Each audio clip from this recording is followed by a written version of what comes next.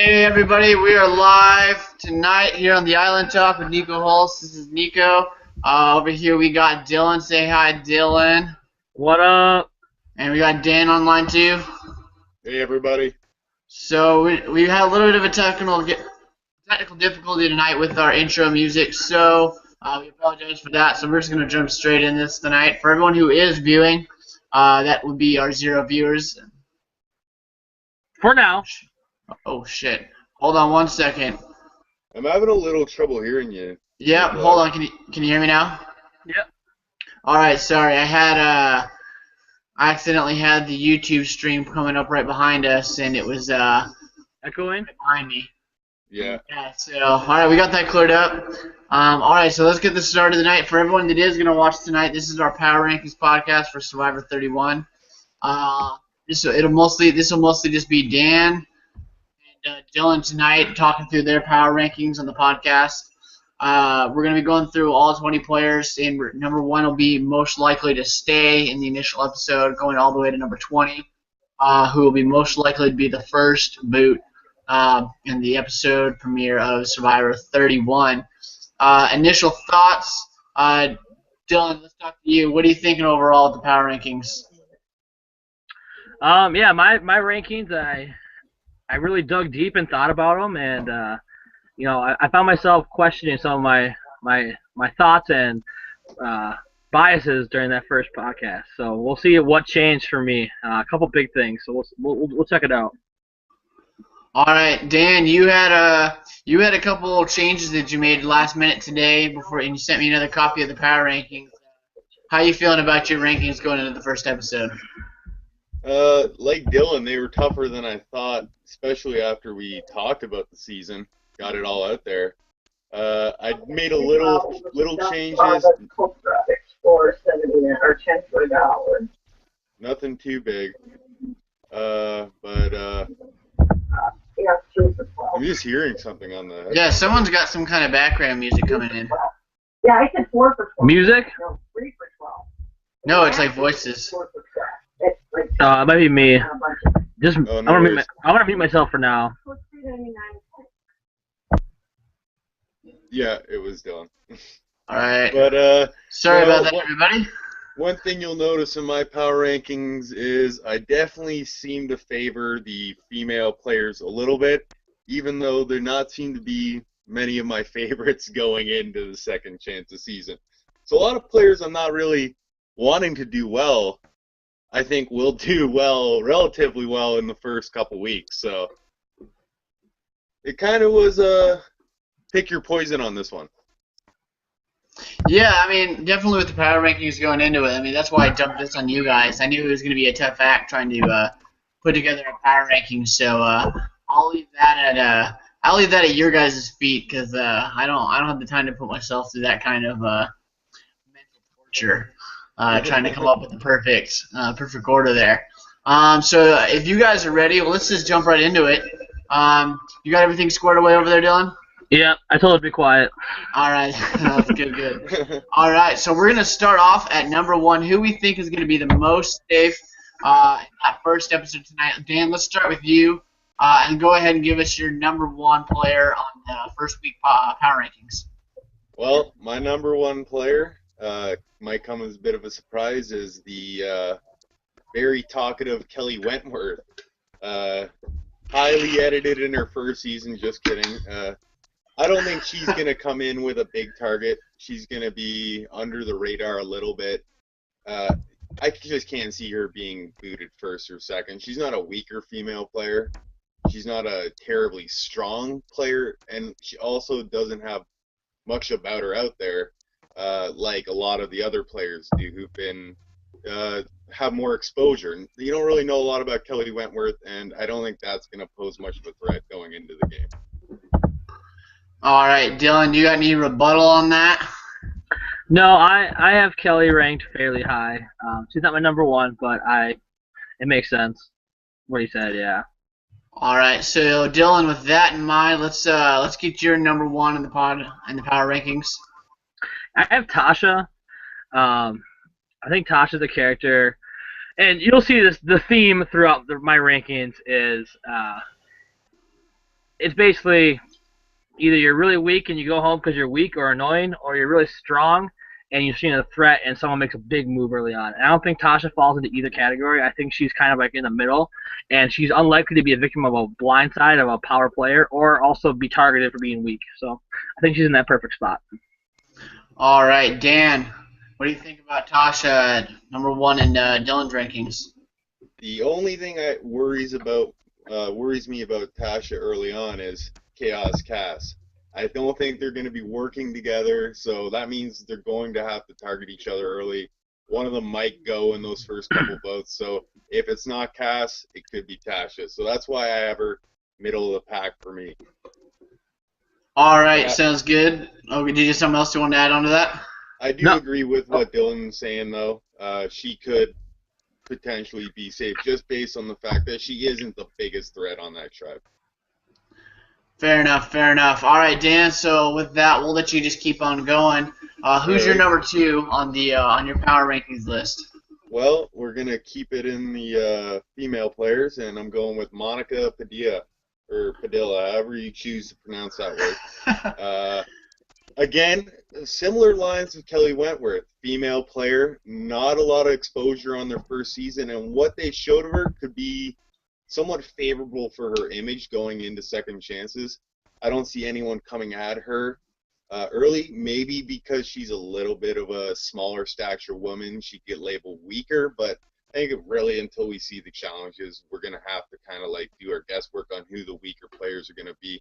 And I really think Monica's going to be a stronger female player in this game and do relatively well in those early weeks. All right, I agree. I think Monica's going to be someone who's really going to be able to kind of coast through at least through the first couple episodes. Dylan, what do you think? Yeah, I have Monica ranked very low here. She's not my number 2, but she's very close. A lot of same reasons. I think she will be a good competitor. And she kind of just fits that mold of like the second time, very attractive female player coming back and just doing pretty well second time around. So that's what I think where she'll fall. My number 2 is not a female though. I have selected Vitas as my number 2. All right. Yeah, Vitas, I'm watching, like I said, I hadn't watched all of Blood vs. Water yet, so I'm watching a little more of it, watching clips more than the whole episodes, and just scenes from that season. I really like what I saw from Vitas. I think he's going to go out there and have a good alliance from the start of the game where he won't be a blindside target. Yeah, I really like Vitas too. I've been trying to power through some Blood vs. Water, just having not watched it since the initial watch, and I'm probably up to Final 6. Just got to the rock draw. But yeah, I think Venus is someone that played a very, very good pre-merge game, got himself out of trouble during the tribe swap when he could have been him, probably should have been him that went home. Mm-hmm. But I really like what he was able to do. But it's definitely going to paint a target on his back, I think, a little bit, just with the confessionals that he gave, kind of talking about, saying, oh, I'm lying to these people. I'm doing whatever I want. I'm just going to play the bad boy, or the reformed bad boy. But I really like Vitas, but I think he could be in some danger early on if they lose. Dan, what are you thinking on Vitas a little bit? I don't have Vitas. I'm not as high on Vitas going in. I think I've read a little bit of the pre-game stuff that's been released, those interviews and stuff. People are somewhat onto Vitas. I think the first couple weeks are shaky for him. He needs to get into a good alliance. Agreed. And if we do end up getting any viewers throughout the show, I do have questions open. So if anyone wants to submit any questions throughout the podcast, please feel free. If we get any questions in, we'll answer them at the end of the podcast. So with that being said, let's go to number 3. Dan, who's your number 3 on the power rankings? Well, I had this person pegged as the initial winner, so I ranked her high based on that. Fair enough. No, not really. Kelly Wigglesworth. Get your wiggle on again. I like her going into the whole season, but in the first couple weeks, I don't really see Kelly Wigglesworth being targeted just for the fact that I think she's one of the legendary players on the season, and not for the fact that she played a stellar game the first season, but she was on season 1, and that has so much cachet still to people, so much history in that season that alone will kind of, I think help Kelly work her way into the good graces of Tribe. People aren't going to view her as an overly strategic threat in those first couple votes, and I don't see her hurting her Tribe. I think she might be like one of the strongest female players on this season, challenge-wise. All right, yeah, for sure. Dylan. Yeah, I like Kelly. Kelly Wiggle, get your wiggle on like that. Yeah, I hope she's still. I'm gonna assume she's still as good of a swimmer as she used to be, so she could definitely anchor some of those early challenges. My number 3 is someone we already talked about briefly, Monica. Definitely think she'll do pretty well for the reasons. I mean, we've already talked a little about. Not gonna be causing waves. I don't think too much. She's a pretty mellow personality, even though she wants to play aggressively, but be kind of behind the scenes. And I think she'll be fine in the challenges. So I think we can see her making a good run. Yeah, for sure. And so Monica's our first person to show up in both your guys' top threes. So I think you're both feeling pretty good about Monica. So I'm thinking Monica goes home pretty early. Yeah, that's what I was going to say. First boot, Monica. We can agree all now that Monica's first boot. All right, so Dan, let's jump into your number 4. Who do you got? I have the fighter pilot Terry Dietz. I had him a little lower before, but I moved him up.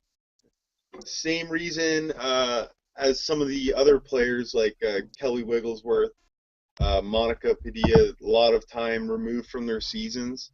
I think recency bias is going to play a little bit of a role with who's targeted early on.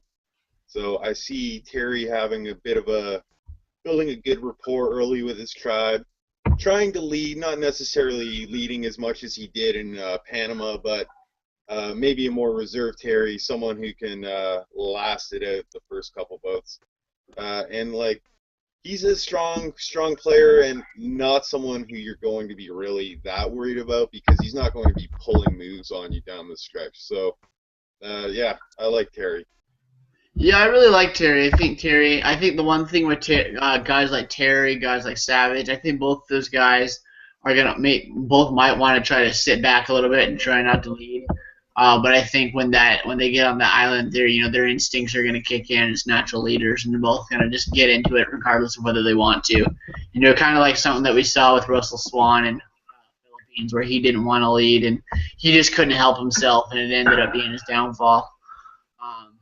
I can see those guys going either way, having been in the Oilers, but I think they do have a shot to stick around for a while if they can kind of just stay low and let the newer players pick each other off.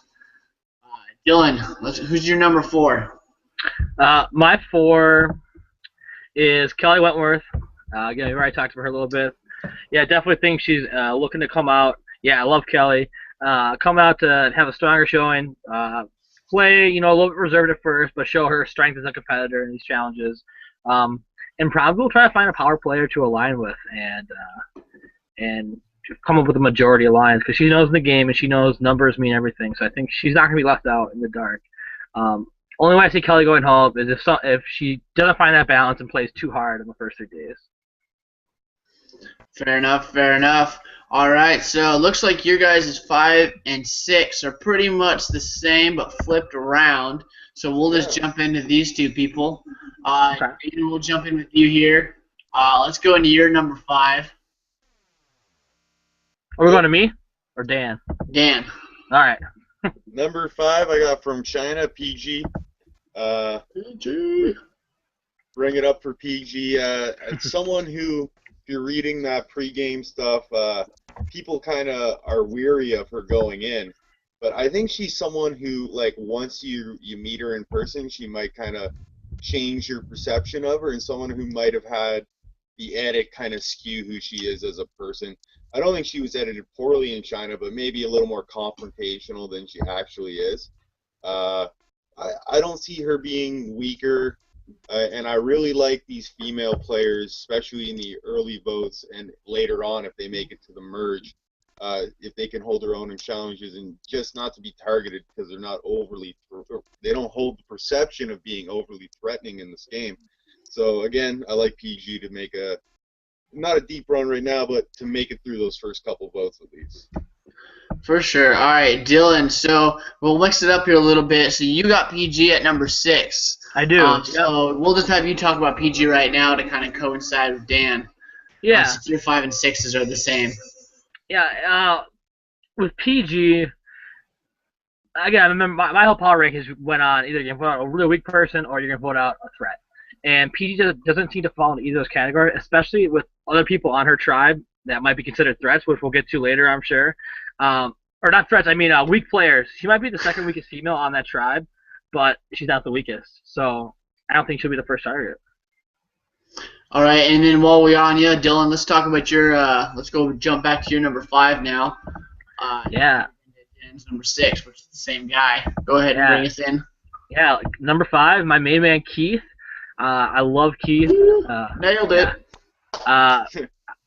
And Keith has shown himself to be a strong competitor physically, which will definitely do wonders for him with getting in with groups at the beginning of the game. However, he has not shown himself to be a super big threat strategically or even socially. So basically, the other tribe members should be able to view him as someone that can help their tribe, but he's not going to be considered a big enough threat to vote out early. So I think he'll make it through that first vote. He also apparently has an knack for finding hidden immunity idols, so maybe he'll be one of the guys who finds the challenge. Yeah, all right, Dan. Let's talk about your number 6. Keep the Keith talk going. I love Keith. I think we all have a lot of love for Keith as a Survivor character. And, who's going to come after Keith? I think probably he'll warm up to as much as the cast as he's warmed up to us as a person.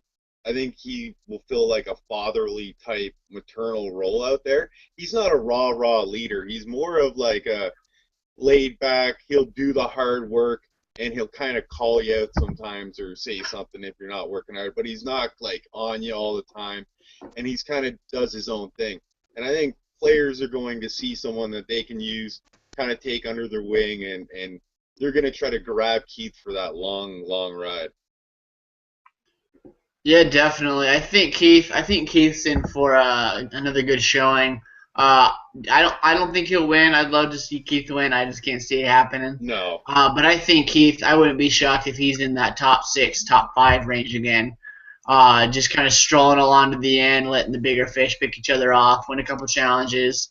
Maybe find another idol. Find himself in a good spot, and then kind of getting picked off at the end just because he's someone that you don't want to risk taking to the end because he's not going to piss a lot of people off.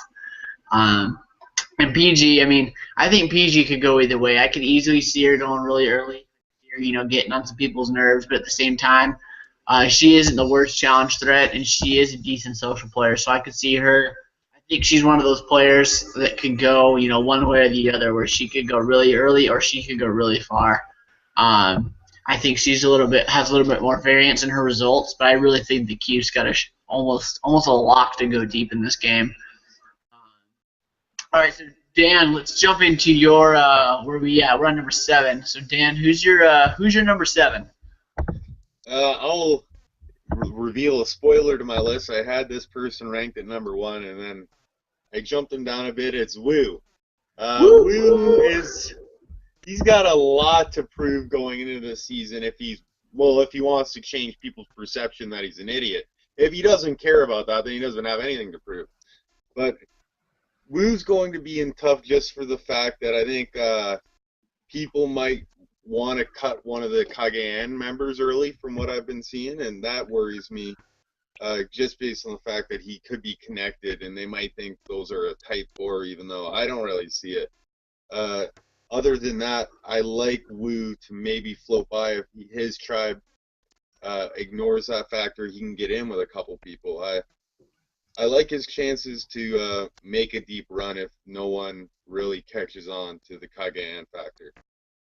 Yeah, Woo's definitely he's a fun character. I think he's another guy like Keith that he could probably make a deep run. He's not going to anger a lot of people, piss a lot of people off. He's going to be good in the challenges, but he's not a big strategic threat. I don't know if you guys saw this today, but at Redmond Survivor posted on his Inside Survivor page an article about the origin of the nickname Weasel Woo, and he said that one of the reasons why the name Weasel Woo came up was because he would he snuck into the production camps and like stole food and hid in the tents when it was raining to stay dry. Wasn't sharing it with his castmates. Broke into some of the medications and used some of the other tribe mates like prescribed drugs if they felt like they benefited him. So he was causing a lot of trouble. I don't know how much. Woo did this stuff? That's what, according to the article I read today, it was on at Survivor Redmond. Who knew Taekwondo was also the same martial arts? I don't know if I believe all that. I find it hard to believe production would bring him back if he was. Well, yeah, that's what I was gonna say. So I don't know how much credence to give it, just because if he was breaking into the production camps, if he's splinter selling into production each night, why they bring him back? They don't want Ghost Recon, Yeah, who knows? I mean, it's kind of a fun thing to think about. Of just Wu just like breaking into camp and stealing their food and stealing people's medications. Well, there was rumors that James and Alexis did that, right, on Micronesia. Yeah, they were doing some stuff. I heard Kathy Sleckman talking about some of that stuff on one of the Facebook pages. Yeah. Well, and also they speculated that that's why they got out of the game was as punishment for that. But that's all conspiracy theory. Yeah, get your tinfoil hats on for that. Yeah. So, Dylan, while we're on you, let's talk about your number 7. Who you got? I have Jeremy. This is one of the ones I kind of thought about, and I was really gonna have him a lot lower, but I think I love Savage, and I see Jeremy and Savage being the leaders on this tribe. But I just see Jeremy relating more to the people he's with and thus not becoming a target early on. I think he'll be able to play a better social game than Savage will early on. I can see Savage running people the wrong way. He's going to try and take control like he did in Season 6. So we'll have to see about that. But I like Jeremy to be in the majority alliance at the start of the game and be kind of the leader of it and possibly blindside Savage unless those two can get along. Yeah, I think it's going to be interesting to watch Jeremy and Savage kind of clash a little bit. I think that those two guys are kind of going to be heading up opposite sides and going at each other. I think both of them are just going to have too big of heads to really come together peacefully. I think that's going to be a little bit of a, to quote Jeff Probst and Blood versus Water, two battering rams. Mm-hmm. I can see those two heads going at each other, and it'll be interesting to see who comes out on top. But I do like Jeremy. I think he is one of the stronger guys that I could see going deeper in comparison to some of the other guys, like maybe a Joe or a Spencer. Yeah. So, Dylan, we'll just get the ball rolling with you, mix it up a little bit. Who's your number 8? My number 8 is Wu. Weasel Wu. No, yeah, Weasel Wu. Apparently, I might have rated him higher if I knew he was getting high off medication the whole time, being all dormant. But Wu is first of all, he's very strong physically. So if a tribe is not going to vote out a strong physical asset right away, he should be safe. Second of all, he's very likable and he's kind of dumb. He says he's fixed that. The way he played strategically last time, not very strategically at all. But I really don't see him being that much better. Like maybe, all right, he can learn the mistake of not taking the power player to the end just for honor. So, but early on, I don't think he's going to be doing a lot of plotting, not a lot of scheming. He's not a threat. Very nice guy. So I think he'll be able to be a vote for the majority alliance in that tribe, whatever it may be. All right, and Dan, let's jump into your number 8. Who you got? I have Andrew Savage. Ooh, yes. That was the best Macho Man impersonation you'll get from me. No relation to the Macho Man Randy Savage, but I like Andrew Savage for his raw leadership early on. I think he's good at building a tribe mentality of we're all in this together. You really saw him do that in his first season. And I think he kind of has like this kooky camp counselor type leadership vibe. Not as kooky as like a Michael Scoopin, but someone who's like a little more relatable than a Terry Dietz, a little more like down to earth, but still, I don't know, he's got that little arrogance and swagger to him. Oh, for sure. I don't think he's going to be a huge target early on. He's someone that probably wears on you as the game goes on. So I like his chances to survive the first few votes. Yeah, gotta love that Savage. He definitely was very good at uniting his tribe. I mean, a lot of good it did his tribe as they got kind of massacred by the Drake tribe. But until they got Rupert. But Until they got Rupert, that was awesome. they got Rupert, and then Rupert started smacking up the Drake tribe in return. Is Savage getting naked first challenge? Is he? I hope not. That didn't work out too well for him the first time. Definitely didn't work out for Austin. But that guy played Survivor in a loincloth. Like, that was impressive. I'm surprised he made it as many days as he did. He was naked. He was playing Naked and Afraid. Like Naked and Afraid. The original. Years before that show. The OG. OG Austin. OG Austin. He was naked and afraid. Like, he was definitely like all the bugs, all the birds. That guy was afraid of everything. Yeah. That's literally how I would be on the island. I don't like nature very much, so I would be jumping around and any like bug landed on me or anything. I do like birds. I would have been chill with the pelican.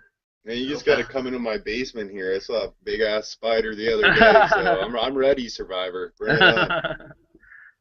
Bring it on, yeah. I don't do the big spiders. I'd be crapping my pants like a little spider girl. Or something. I don't know. All right, Dan. So let's keep going with you. Who's your number 9 on your power rankings? Number 9 was Dylan's number 1. I got Tasha Fox. I've never been a big fan, but I see what people like about her. You know, she's sassy, I guess. She's foxy. She's foxy. You know, and she's a good player in her own right. She does have her flaws, but I think everyone in this season has their flaws as a player, or they would have won in some way. So Tasha, her problem will be is that Kagyan factor. I think people might be a little nervous of those 4 still, and also the fact that she does have. I think she's more threatening than Dylan. Let on. I would be afraid of her just in the fact that she's one of the stronger females, and she's definitely, I think, one of the stronger personalities in a female, and someone who could really rally the numbers on her side. I think she's got some great leadership qualities, and as like another player out there, I'd be afraid of those and want to get her out as soon as possible. Yeah, I think Tasha is another one of those players who's got one of those wide ranges of outcomes where she is a bit of a physical threat as a woman. She does have a bit of a reputation as a strategic threat. And, yeah, it'll definitely be interesting to watch her and Cass kind of clashing with each other a little bit on that drive and see if they're able to work out with each other, or if, you know, Tasha's going to hold a little bit of a grudge against Cass for kind of screwing her over in Kagyan. I can see Tasha going really, really quick, or I can see her going deep. But she's going to be an interesting player to watch. I think she'll get a lot of airtime too. She always seems to have a lot to say to the camera. Dylan, number 9. Who you got? I got the Wigglesworth, Kelly Wiggle. I wanted to rate her higher, and I considered it, but the only reason I didn't is because, as we talked about before, and as other people have talked about, she seems to not be very invested in what's going on, at least from the several cast photos we've seen, and just from, you know, she's not a huge Survivor fan. She's coming back, you know, first season, the game's completely different. So I could just see a lot of things happening around her and her not realizing it and end up getting blindsided. But she does have the fact that she is a strong female competitor, great swimmer, which is definitely going to be crucial in those early immunity challenges. So I'd be surprised to see her go, but I wouldn't be too surprised, if that makes sense. Oh, for sure. I mean, I guess when I'm looking at it as who's coming after Kelly Wigglesworth. Like, I know she's got that first season aura. You know, you want to take out, you know, the almost winner of the first season. But, I mean, it's been so long. There's going to be so many bigger fish to fry. I think she's a really, really safe pick to be safe that first. Yeah, she could definitely go under the radar for, like, the first 10 weeks and no one would notice until it's Final 5. Yeah, not to mention if, you know, she gets voted out first, production will probably just burn that camp down. I can't even imagine production just being like, "You're voting Wigglesworth out?" Yeah, I'm sorry. You meant Kelly W. You meant Kelly Wentworth. I'm sorry, Kelly. You're going home.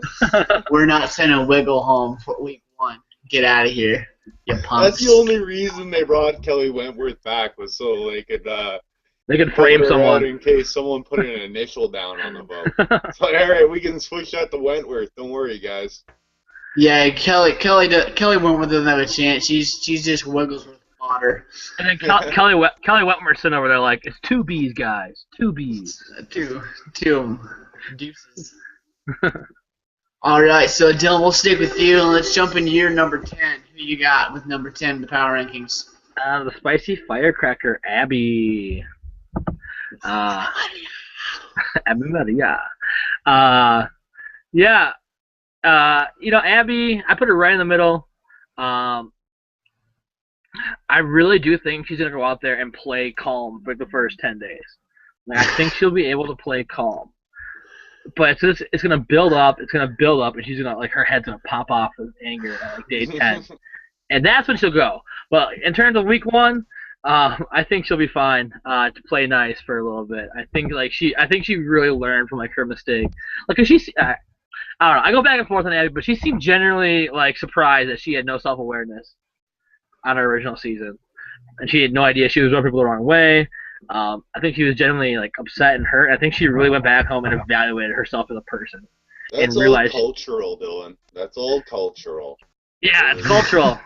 I've never been to Brazil, so I don't even know. But yeah, we'll see. I think she can. I think she'll be able to. And I'm just looking at the people on our tribe. I think she does have some calming presences in Wu and maybe Vetus to an extent. Or is Vetus on? Yeah, Vetus on the tribe. Yeah. So we'll see. Well, I read one of her interviews today. I think it was with Dalton Ross, where she said that she kind of was thinking Wu's pretty cute. And I don't know. Her and Pete aren't together anymore. You know. Maybe we're gonna have a bit of a Wu, Abby Maria showmance. I can't imagine that lasting very long because Wu being like. On Twitter though, Wu recently got engaged to his girlfriend. He's not available, but I don't mean Abby Maria's a villain. What happens on the island stays on the island. Yeah, now, except for chlamydia, that comes back. That will come back. Theory. That's a conspiracy theory. Not the chlamydia part, but Wu's the winner's second chances based on the fact he proposed to his girlfriend. Because do you remember he said, "Can't imagine cashing that fat check and proposing to my beautiful," whatever the hell her name was back then. Could be a different girlfriend now. You don't know. But, like, I used to remember that quote because when he said that quote in Cagayan, I thought he was going to win. So the first thing I thought about when I saw that picture of, or whatever, how I heard of him proposing to his girlfriend was, oh, man, no, Wu could have won this season, and he's cashing in. Oh, I can't even imagine that. Wu winning. Ugh. That's just fan fiction, though. That's fan fiction. Yeah, we'll leave that as fan fiction. I'd be okay with a Wu win. He's so nice. Oh, he's super nice, super likable. I'm just trying to think of. Not if he's stealing prescription meds. Like, he's just gonna go out there. He's gonna be out there the whole 39 days, and he's just gonna be stoned for 38 days, and wake up the last day like, whoa, I've been playing Survivor. What? I literally didn't vote for any of you because I didn't even cast a vote. I thought it was at a Dave and Buster's. Whoa. All right, we're getting off track here. I don't even remember where we were at. We were number 10, so we just did Dylan's number 10. So, Dan, who's your number 10 on the power rank? Try and get this back on track. I got everyone's favorite monkey fornicator watcher, Sharon. I have her ranked middle of the pack, probably based on Dylan's reaction there. You might have her near the bottom. I don't really think, like, she could be annoying, she could be grating to her tribe, but I don't really think. I think we're going to see someone who is a little endearing to people out there, someone who's not that overly threatening because could be perceived as someone who doesn't fit in right away. I think smarter players will see her as someone they can use and work with, and won't necessarily be a huge threat to win the game. On the flip side of that, she could be an easy vote based on the fact she's annoying as hell, and she's not a great challenge competitor. I don't think she's annoying as hell, but other people do. I love Shirin. She's actually one of my more favorite characters from last season. Here, I'll tell you guys all my positive thoughts I have on Shireen. All right, Dan, let's jump into your number 11. All right, number 11, you sent this to me, Sari Easton. Is this a hybrid Sari Fields Sierra Easton player, or we got a typo here? Probably, yep. Right, that'd be great. I'd love to see Sari come back again. But Sierra Easton, all right, Dan, let's talk about your number 11. Yeah, Sierra, I think, is in a similar position to Shirin in the fact that her image isn't the greatest coming off of last season, but it's not terribly overly threatening.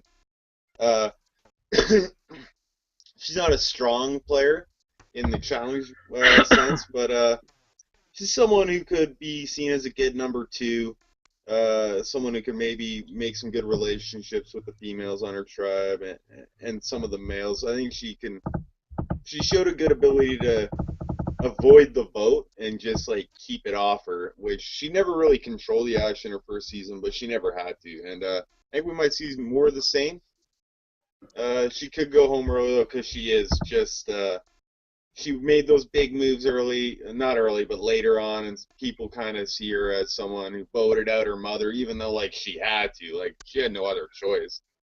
I think some people still are like, oh, she voted out her mom. Oh, poor whoever. I forget her name already. Laura. Fucking Laura. Who cares about her mom? No, just kidding. But her mom's hot. She had a hot mom. Re-ranking moms after this, the hot moms of Survivor. Yeah. Top 10 hottest moms of Survivor. That'll be an adults only podcast. All right, Dylan, let's talk about your number 11.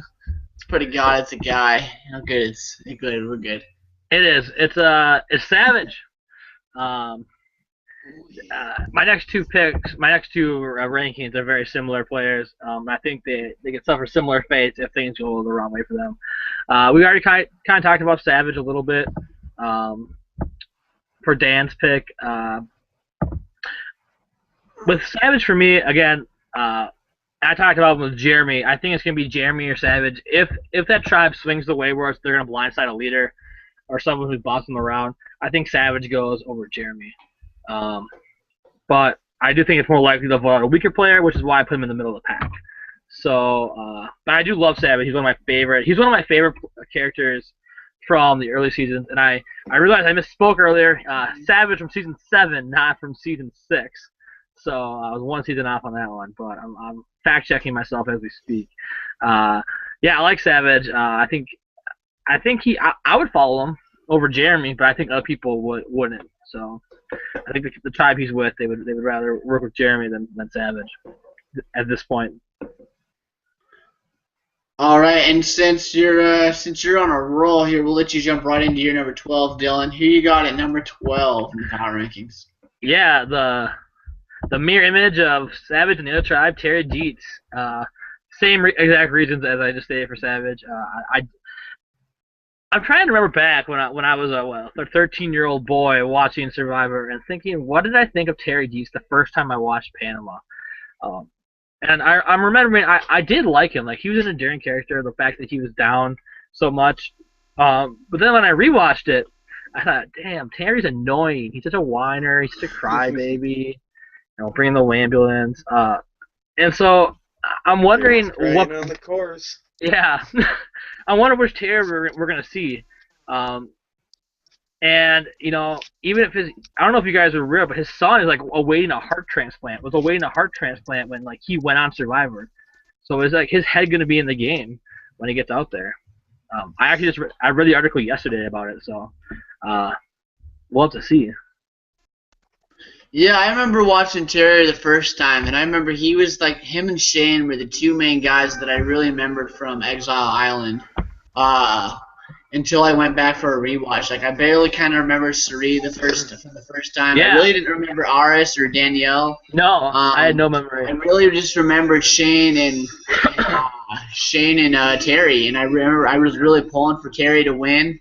And I'd kind of forgotten who'd won Exile Island for a while until I went back to watch it. And this is probably back around season 18 or 19. But kind of Exile Island kind of fell into a little bit of the Survivor Dark Ages, when It did. that Islands and Fiji before it kind of picked up again in China. But, there was that little stretch of about 2 years where Survivor kind of was going off the map a little bit. And people weren't sure if it was going to get picked up. And so I know my memory from that season was a little bit fuzzy. But I always remember Terry. I remember him beasting through the game with the challenges, finding the idol. But yeah, I love Terry's winner celebration. Whenever he won, he'd celebrate. Like when he did the backflip off the thing. Yeah. He's like, yeah. He'd I love clap and put his hands straight up in the air. Yeah. I love Terry's celebration. So I hope we get to see him in the individual immunity phase, just to see him beast out. Yeah, and he's got the little army roll too, where he goes through under the thing and he pops out and rolls out. Yeah. Rolls up into it. His celebrations. Him and Chris Doherty from Van Watson both had intense celebrations. I got it. Yes. I love Chris. Yeah, I love Chris. But I think I agree with you, Terry. When he's doing good, he is a fun player to watch. But when things aren't going his way, he can tend to be a little bit of a crybaby. Sure. So let's go over to you, Dan, and let's jump into your number 12. Who do you got at 12? All right, I got Vitas from Blood versus Water. He's a sharp player, but I think maybe sometimes people might think he's a little too sharp and want to cut him early, get him right off the bat. Let me see, I wrote something down here. I think one thing he has against him is he was a little manipulative in his first season. People will see that, and especially the players who plan on wanting to play that way will clip it early. If I wanted to play a more aggressive way, I wouldn't want someone like Vitas in my long-term plans that I know could tangle it up and do his own things. He's someone who can really control a game, and a lot of the people I have ranked in the bottom here, I think out of the next people, we have 8 people left. I think out of the next 8, I think 6 of them can win the game. But I think to win the game, they have to get through these first couple of weeks. And that's where it's going to be dicey for them. And Vitas, I think it's a little dicey for him just on the fact that he didn't play an honest game, and people will see that as someone who might be more threatening. Yeah, I think that Vitas is someone who didn't really get any favors done to him by the edit he received from the confessionals that they showed. Confessionals that he gave. I mean, they showed him because he gave them. And I guess when you're first playing, some people are gonna play for a second, coming, but some people are playing, they're playing to win. And I think Vitas was someone out there who was playing to win Blood versus Water. And he wasn't really thinking about potentially coming back again. So he's out there, giving his confessionals, explaining his game. And I think in a second chance, if people go back and watch the season, he's definitely going to have a target on his back because he was constantly giving confessionals talking about how he was manipulating people and controlling people and lying to people. So he's definitely, I think he's got a huge target on his back. I think he's going to be in a lot of trouble. So Dan, let's keep it rolling with you. Let's jump into your number 13. Number 13, I have Kimmy Kappenberg. Wanted to rank her a little bit higher. Dylan's making just bit into a lemon or something over there. I don't know. I don't really know why you guys are so low on Kimmy. I don't know if Niko's low on Kimmy, but I like her chances to not necessarily win the game, but to go deep, just based on the fact, why would you vote Kimmy out? I don't think she's going to be as annoying as she was her first time around. How long has that been? 14 years? Yeah. Kimmy's had a kid. Like, people mature. I've matured in 2 years. Not well, but I've matured. And Kimmy's had to mature in that amount of time, and I don't think we're going to see someone resembling the same player that was out there in Australia. I think she could get clipped just based on the fact that I think she could be a little touch based. She's a little older. She's not the same person that she was, and she might have trouble connecting with some of the people in her tribe and socially. Other than that, I don't know. Why would you vote out Kimmy Kavenberg? She's not going to, like, cut your throat, is she? Well, maybe. I don't know. Yeah, I'm just trying to imagine a vicious, savage Kimmy coming out there cutting throats and taking names. I just can't see that happening. No, I'd Who knows? I mean, maybe she's going to come back with some kind of determination, and you never know. I mean, that's a great thing about second chances, especially some of these old school players we haven't seen in over 10 years. You know, you never know how they're going to come out and play differently. They've had so much time to think about it. Jervis was basically the same. If you watch Borneo and then watch Blood versus Water, he's basically the same person. Yeah, he was basically the same person. He was still loud. He was still obnoxious. He still couldn't swim.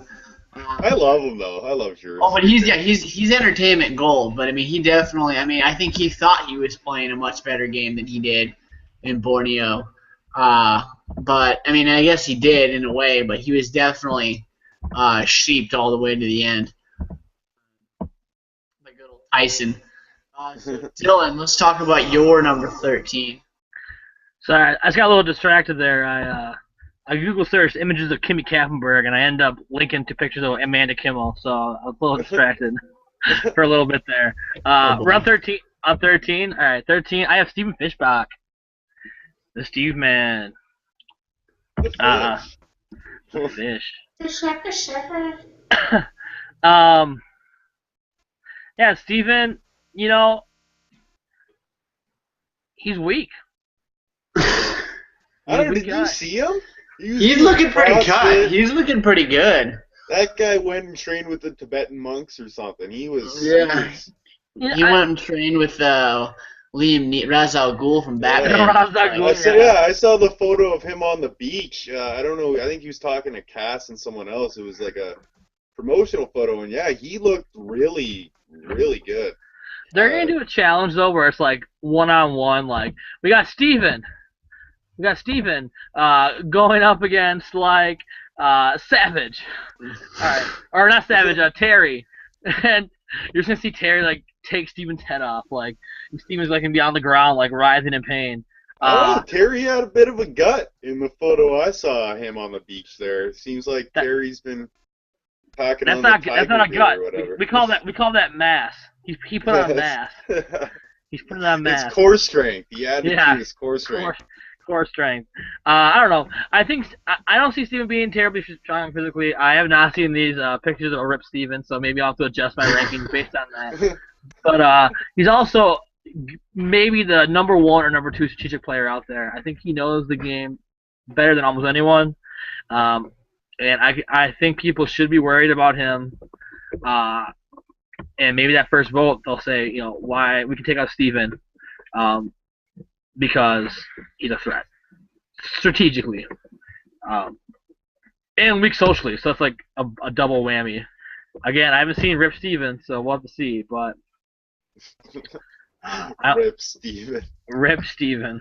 You got I don't know. I think he's looking good. I think Steven could be. I think if anything, Steven's going to be targeted not because he's weak, but because he's smart. Because he's a quote unquote he's a know-it-all. I think that'll be the biggest reason why he's targeted early on, if he is. So you guys, we're gonna jump into number 14 here, and you guys got the same guy here at number 14. So we'll just throw it right. I'm just gonna throw it out there for you guys. Let's talk Spencer Bledsoe. You both have him at 14 in your power rankings. Nice. Dan, let's start with you. Let's talk about Spencer Bledsoe.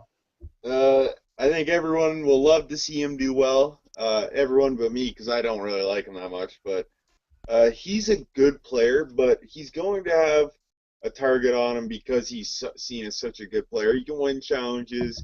He's somewhat of an all-round threat, even though he necessarily didn't do a whole lot in his first season, but he never got control. And that fact alone could hurt him. But he's the type of player that you also have to figure the longer he stays in the game, the harder he is going to be removed down the line.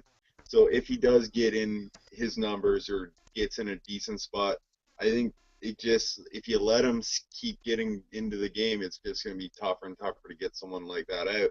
And he kind of falls, I think a lot of the players like him, I think Vitas falls into a similar category where if he gets in deeper into the game, he's going to be hard to get out. And same with Jeremy, who I haven't talked about. And like that, I think people are going to want to get him out before he can make that run and really do some damage to you. Yeah, for sure. Dylan, let's talk about. Give me your outlook on old Spencer Bledsoe. Yeah, I think Spencer. This is an example where recency bias will work against the Castaways.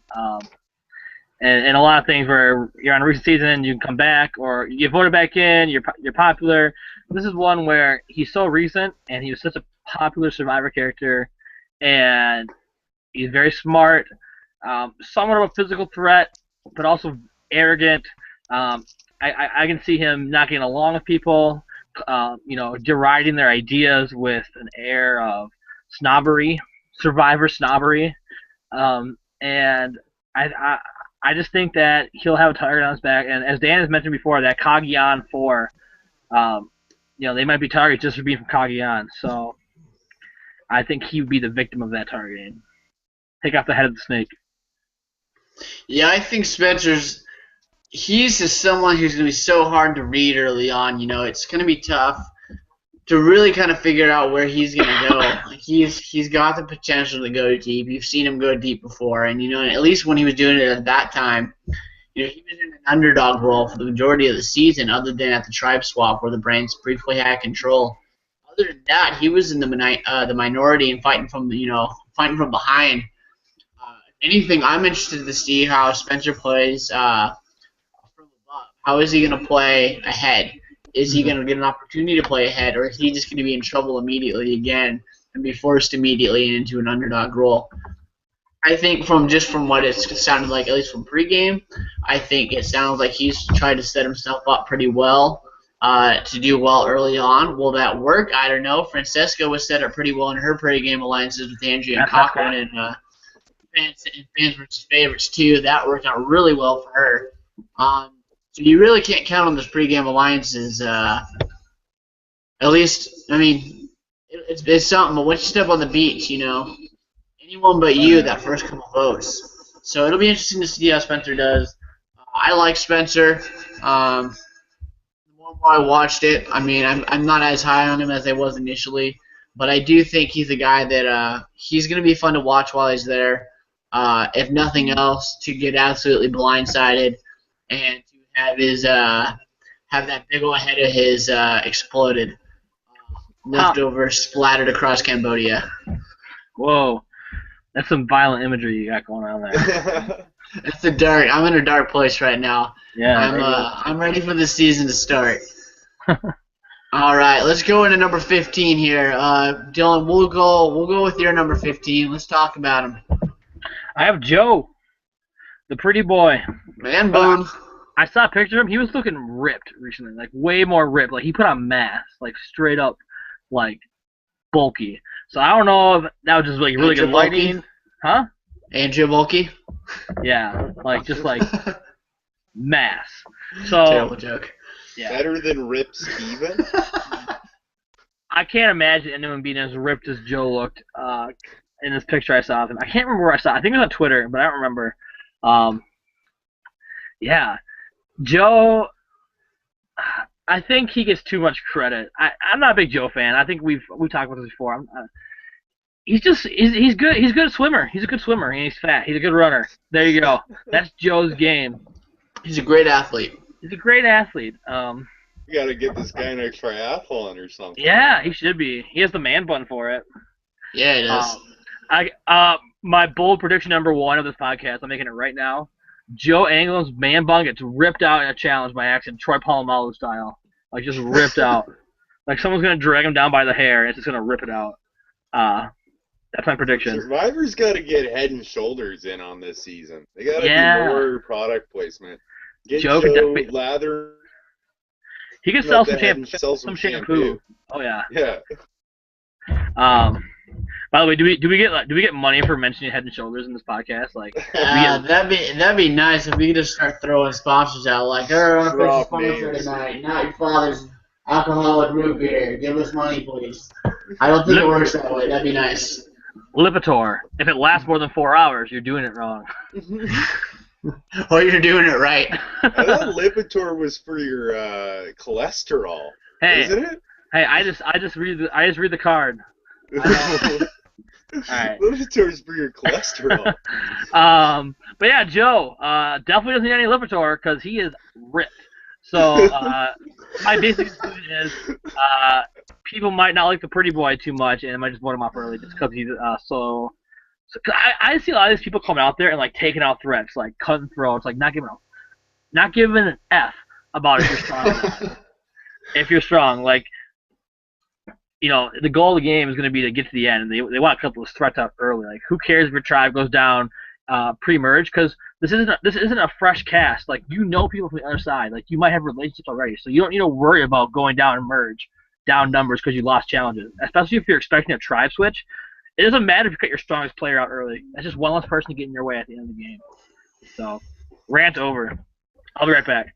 All right, Dylan, I do suggest you talk to your doctor if they're recommending you Lipitor for your genitalia issues. Yeah. All right, Dan, let's burn some time here while Dylan's running out wherever he's going. Let's talk about your number. Where are we at? 15. Let's talk about your number 15 on the power rankings.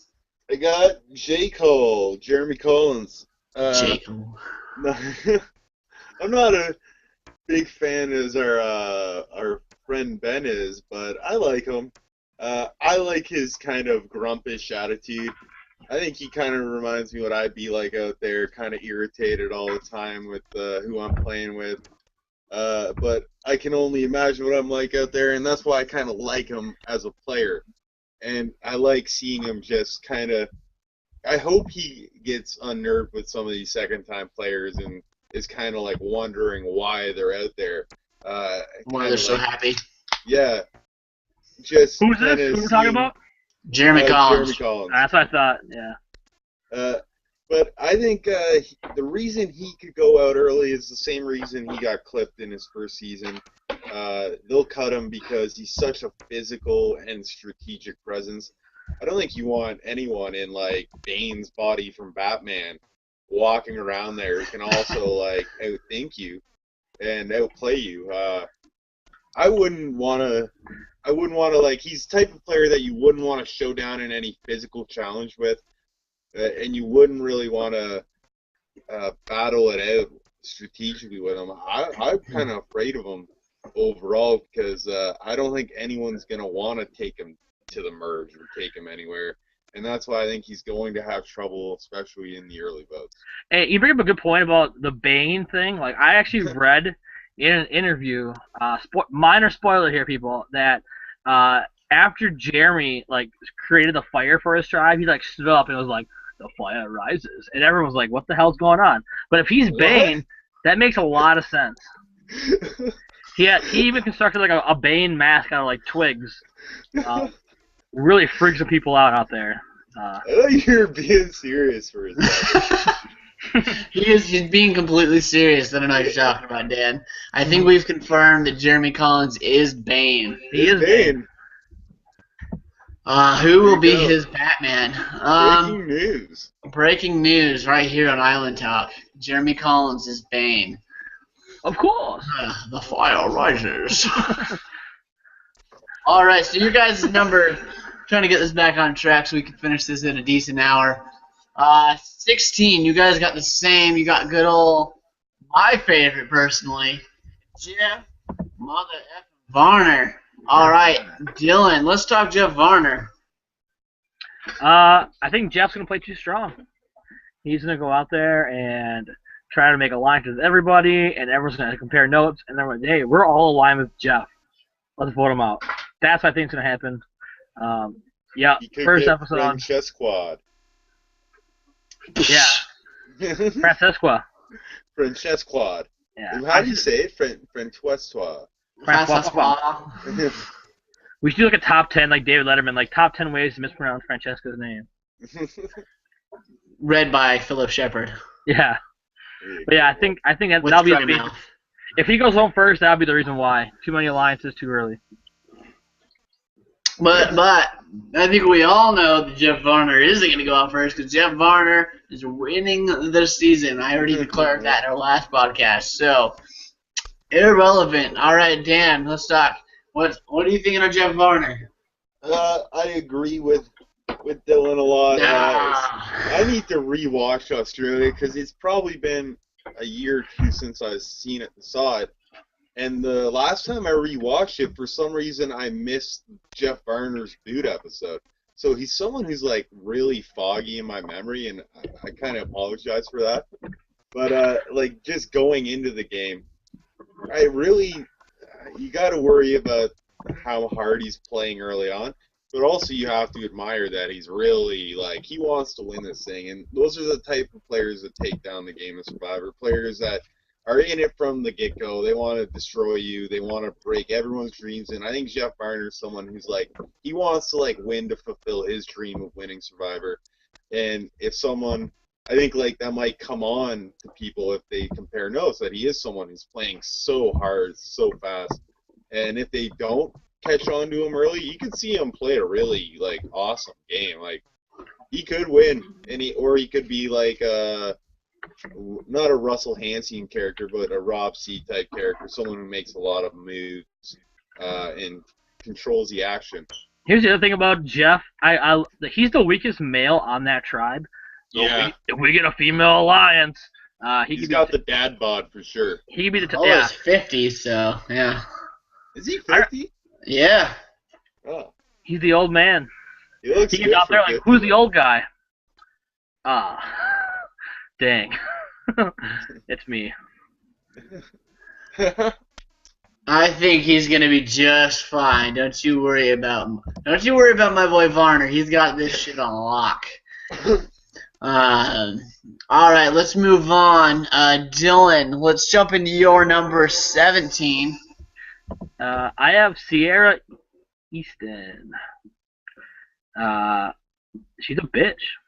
No, just kidding. No, Sierra. All right, she's kind of weak. Especially, I mean, she's not the weakest on that tribe, I don't think, but she's definitely not like gonna be like that strong. Like you have Tasha. I think Monica's stronger than her. So if you're targeting a weak player, I think I think they're the two.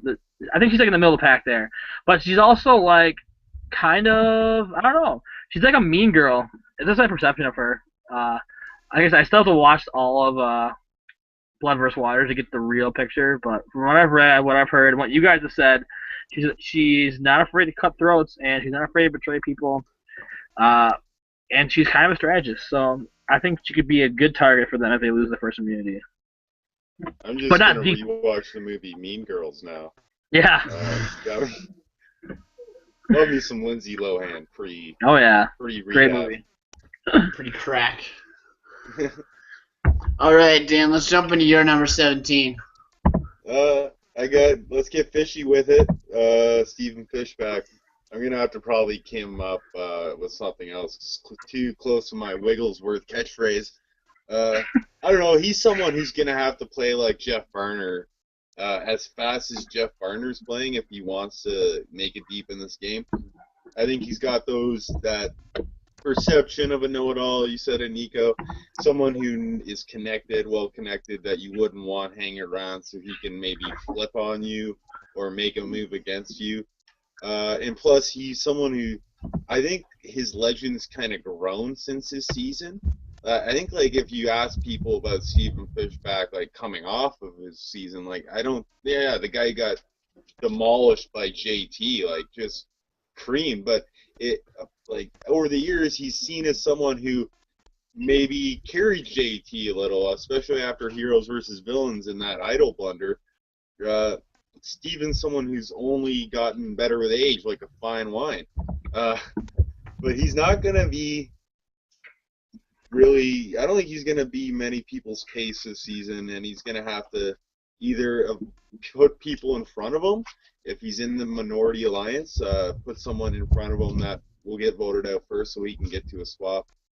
Other than that, I hope he makes a run. I love him, but I just think he's getting clipped in the 16 to 20 range. It's sad. Poor Yeah, guy. I'd love to see Steven do well. He is a guy that I really enjoy. I really listen. I love listening to him on Know It All with Rob. He's a guy that's just he's really got a good insight into the game. He did totally get ripped out for the new season. So hopefully he'll be a little bit better in the challenges. But I think he's going to have a rough time out there. He's going to have a rough time just brushing off that perception of who he is and what he stands for. And I think he's just going to have a really tough time out there. He's gonna have a breakdown, I think. Like, he's gonna break down. Like, he has so much pressure. Like, he wrote the book on Survivor. Now he needs to play it again. I don't know.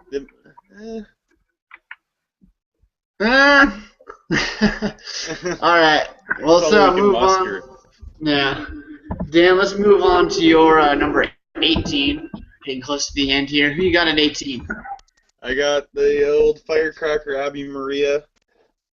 She's someone who could be the old let's get her out because she's weak and is annoying as hell vote. I like her as a character, but I do find her someone who I don't find her that savory as a person. Like, I have to meet her to really judge her, but she seems like someone who gets on people's nerves, doesn't mind confronting people, and if she does it early, Dylan says she might be a little calmer, but I'm not seeing the tiger losing its stripes right now. I think she's gonna. I'd love to see her just get in there and tear into some people, but she's probably gonna just make it deep because I got her ranked so low. But yeah, like if they try to make an easy first vote, it's definitely someone like Abby Maria, someone who's a little less savory, and she's not gonna be a great asset to your tribe in the long run. Yeah, definitely. I think with one thing we do kind of overlook a little bit is that Abby Maria did make a pretty deep run in the Philippines, and she probably should have been taken a little bit further than she did get taken. I think she would have been a perfect person to drag into the end as a GOAT. I could have easily seen her go Final 3. I mean, it ended up working out for Denise, and she won anyway. Well, she didn't see a tribal till the merge, I don't think, did she? I don't think so. Yeah, so I think she benefited from some good tribes in her first Yeah, because, there was not a tribal till merge because her and RC would have gone at it way earlier. But yeah. Their first throwdown was the first merge vote, I believe. Yeah, they didn't. Oh, sorry. Yeah, because they went undefeated because, it was, they stuck the Scoop and tribe didn't have to go, and then they did the tribe swap, and then they got Malcolm. and they got Malcolm, and so Malcolm and them, that helped out a lot. So she didn't even have to go to the merge, and then she just wasn't a target anymore. I think she's gonna have a rough time too. If she's on a tribe that loses a couple times, I think she's an easy person to just kind of chew along. Shoo. 18 for you, Dylan. Who you got? It's very interesting. We were talking about all this Batman stuff earlier because I have a quote to describe my 18th person on my list, and it's some people I'm just wearing like a Batman shirt too. So there you go. Right? Well, it's the whole Justice League. I'm giving them all some love. I've got some Batman underwear on, but I'm going to keep that to myself. We're nerding out hard right now. I'm Batman-less right now. I got my Jurassic Park. I'm just wearing a regular striped shirt, but my quote is, some people just like to see the world burn, and this goes for Chaos Cass. And she is the epitome of chaos. She's entropy. She is just out there to make heads roll. And unfortunately, that makes her great TV, but for a terrible Survivor player. And, I switched a couple things up with my rankings here, and we can talk about maybe at the end. maybe not. I don't know if anyone cares. But with Cass, I don't think she's the number one target for that tribe. But I think if people are really that sick of her and really don't want to deal with her bullshit later in the game, they'll just cut her early because she's not strong. She's a rabble rouser. And especially if the leader of the majority alliance, whoever that ends up being, whether it's Jeremy or Savage. yeah, Savage. If either of them feel that she's gonna be a threat to their leadership, they're gonna cut her right away. Yeah, I think she's gonna be. I think she'll have a rough time. Dan and I talked about her a little bit last week in our first preview podcast, and I think overall we were pretty high on her as a character. But in terms of how we thought she would do, didn't have a very good outlook on her longevity in the game. Dan, let's jump into your number 19. I got Joe Anglim, Mr. Man Bun, Man Bun Mondays. I saw him try to get that trending yesterday on Twitter. I'm following too many people on Twitter, I think. Oh my god, me too. I think recency bias and that immunity run he put on will be like right in people's minds. They had their finale, and then those people got on a stage. So, like, the last impression they have of Survivor season is Joe's season. He's going to be someone who, if you want, you go to that first tribal council, say Joe's kind of on one side, and you can kind of be like, hey, do we want this guy? We have enough strong males on this tribe. We can get rid of Joe right now. You don't want someone as likable as that. And you have to wonder, the only thing he could have going for him is he seemed like a decent, like, relaxed, laid-back guy. He's not like I know Vince always said he was kind of like an alpha male or two alpha males on that beach, but I don't really see it as Joe as your typical alpha male. I think he can play the beta, and that could be like, he could get under one of the, whose tribe is he on? Is he on Terry's, right? No, I don't. Savage. Yeah, I would say I don't have the tribe up. Oh, me either. I made sure to pull it up because I could not remember everyone where they were. That's the thing. Yeah. I could see him being pulled kind of like being the right-hand man to like a Savage or a Terry, depending on what tribe he's on, I forget. Other than that, he could be someone who's just taken it real early because you don't want him in that game forever.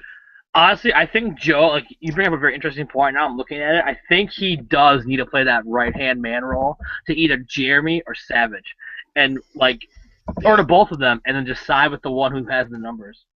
Yeah. So I think that's what he needs to do. And let's be real here. I think we can all agree that Vince Sly was the alpha male on that beach. Let's just get that cleared up right here. We were robbed of a whole season of Vince Sly, and I want to see him come back one day. I love that guy. Oh, God. Yeah, where was Vince Sly in the second chances ballot? What's up with that? I let his ocean crash into me, and I loved it. That sounds incredibly sexual. It was. It wasn't meant to be. It wasn't meant to be. All right. Let's go into the number 19 for Mr. Dylan. All right. This is where I change perspective. Biggest change on my rankings here came as I was writing them. In our initial podcast, I said that this person would 100% be the first boot. I have now changed my mind. My number 19 is Kimmy Kaffenberg. And, you know, if it's okay, I'm going to wait to explain this until we get to 20, because the person I have at 20, it factors into why I put this person at 19. So if that's okay, Mr. Niko, if we can hold off on my analysis. All right, I'll give you a one-time pass here. One-time pass, all right. One-time pass. All right, so let's just let you then jump into your number 20 so sure. We can get that analysis from you. Yeah, so originally I had it to flip-flops. My number 20 is Shireen. And I initially had them flip-flop, but I thought about it. This might just be crazy talk. Crazy Dylan talking. I think that Shireen's tribe is the stronger tribe. And on paper, more likely to win the first immunity challenge. But let's look at Survivor. The Survivor gods always pick the underdog tribe to win that first challenge. Happens almost all the time. So I think that. Tell that to lose on, man. Huh? Or the Oolong. Yeah. Yeah. Amazon, the guy tribe losing. So I think that tribe's gonna be upset. First tribal will go to Shireen, and Shireen has everything working against her in this game. She's weak. She's annoying. She's rich. She's rich. Yeah, apparently a millionaire. And like, I'd be walking around eggshells with her. Like, I don't want her freaking out on me and making me like a villain, like to the public, bashing me after the show airs. Like Will or Dan or anyone else in that season who she kind of put on the spotlight. And not that I'm super I'm not very sensitive about all that kind of stuff, but I wouldn't want to be getting put on blast by someone or walk around eggshells with them. So I think she's just not an asset, and just an ass.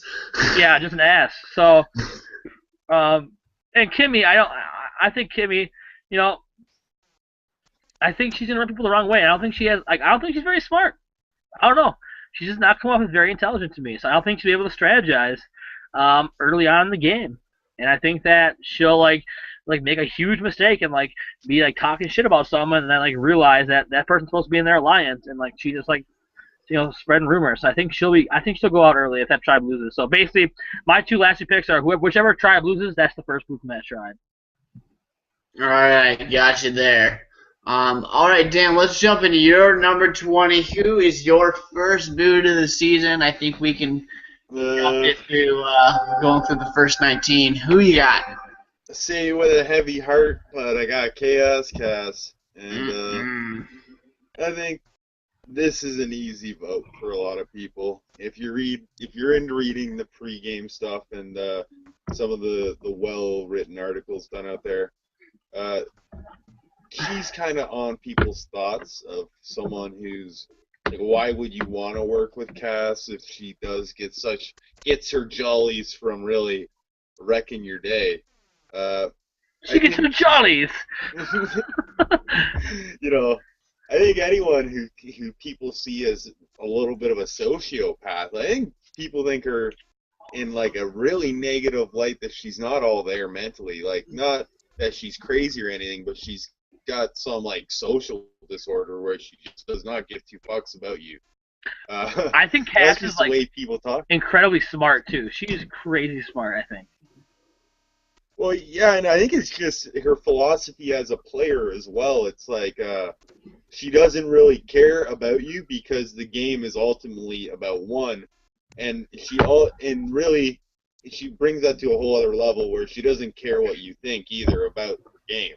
And I think she really, if she got to the end, she was hoping she would argue it and really change your mind. I think that's the type of person she is. She wants to do it her own way and then convince you that her way was the right way after it's all said and done. And I think she's not even going to get a chance to do it. People are going to just cut her right off the start. I hope I'm not true. Hope we get many episodes, Chaos Cass running amok in Cambodia. That's a song on its own right there. She really needs to come out playing strong, though, I think. Convincing people that it's smarter to keep her around than other people. If she wins, I'll put her down. She'll be the greatest winner of all time. If she can win this season, she'll be the greatest winner of all time. Yes. The odds are stacked so far against her. And with a cast of second chancers, I think if she can pull it off and make it step on Tribal Council and convince them that she deserves to win, greatest of all time. Second bold prediction. That would be a great story. Unfortunately, it's already been determined. Varner's going to win the season, so we're just going to shut that down. I'm going to ride that Varner horse until he gets shot.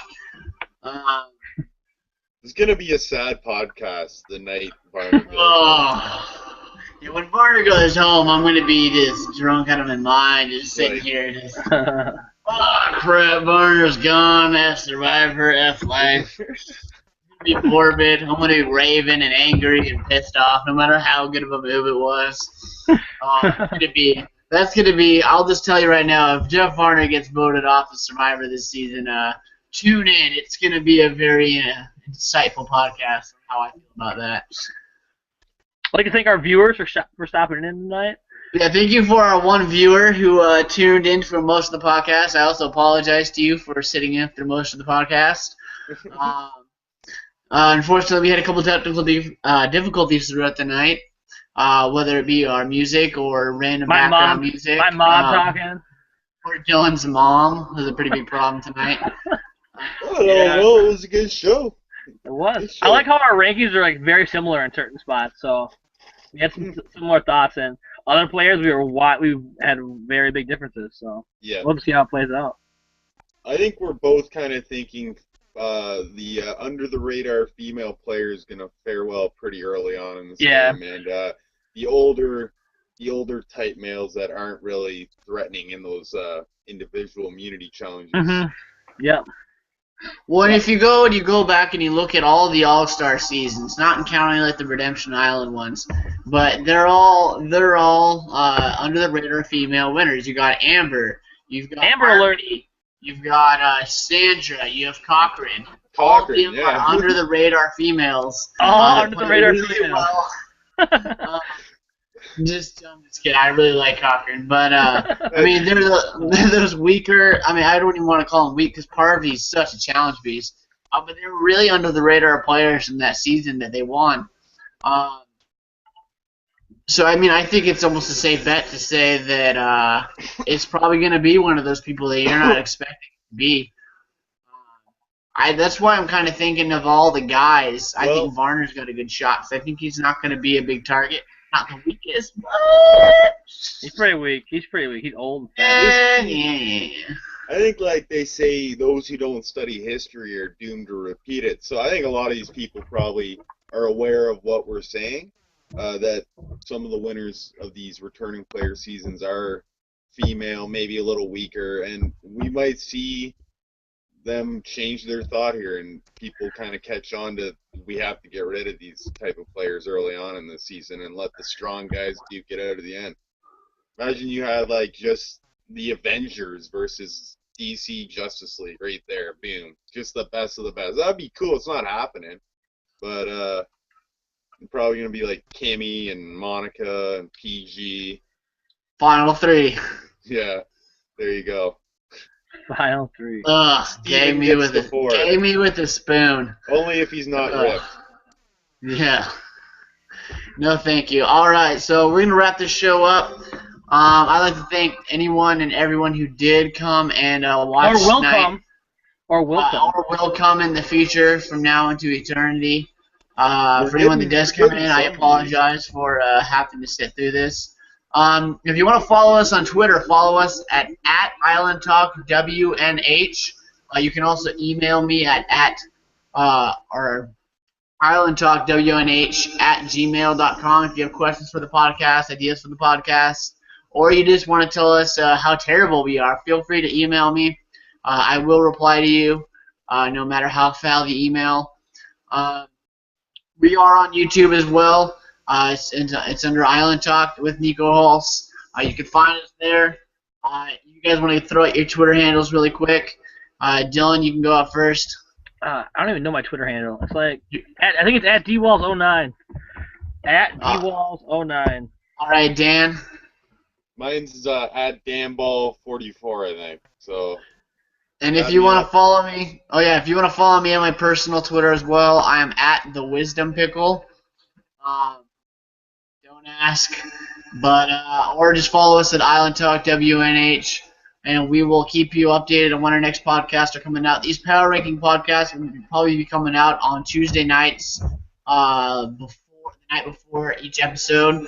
So look out for them. We're hoping to get all these player podcasts knocked out soon before the season starts. My schedule got a little bit whacked out last week due to Labor Day with work, so hopefully we'll be able to pick that up and get some of these podcasts knocked out. And then we will be having a player draft the week before the season starts, so look forward to that. For straight up cash money. Cash money. No, just pride and ego. By the way, I actually gained a Twitter follower thanks to this podcast, so there you go. We're winning. There you go. See, not this podcast, but the cast player preview. There you go. That's Well, what we said. there you go. See, this has already been a great life decision for Dan. I can't say. I have I can't- 5 followers now. There you go. 5 followers. Moving on That's you're catching up to the podcast. All right, so I gotta let's end learn how to this. use my tweeter. Let's end this podcast before it gets any more disastrous. So we're just gonna end this one. Like I said, our music's having a little bit of an issue right now. So thank you everyone for joining us, and we will talk to you soon. See you later. Peace out.